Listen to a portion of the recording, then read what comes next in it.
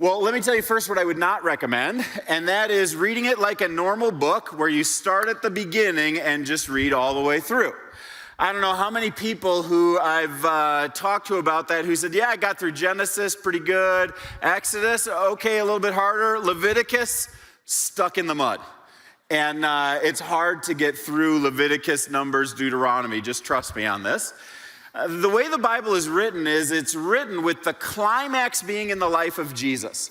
So you start in the Old Testament, and there's 39 books before Jesus. Then the New Testament has 4 books about the life of Jesus called the Gospels, and that's where the climax of the Bible is. And then after that is the outworkings of Jesus through the local church and the way that the gospel spread in the first century. So you've got 27 books here, 39 books here. Where should you start? I would say the best place to start is with the climax. Everything before Jesus is pointing towards Jesus. Everything after is coming away from him. So if you're going to understand the story, the best way is to start with one of those 4 books. My favorite of those books, just so you guys know, is the book of Mark. And actually, it is for a beginner, partly because it's the shortest of the 4 Gospels, and it's very action-oriented.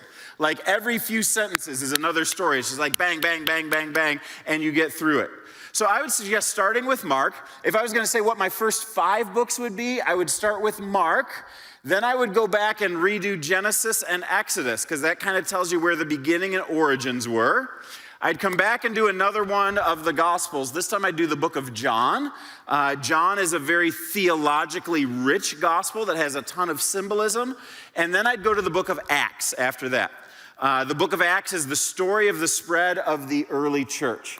So those would be the first 5 that I would read. If you're somebody who's new to the Bible, I really like the Quest Study Bible. You can write this down, the Quest Study Bible. The reason I like it is it's got the regular pages of the Bible right in the middle in white, but 2 columns on either side are questions that newbies ask when they come to this exact page.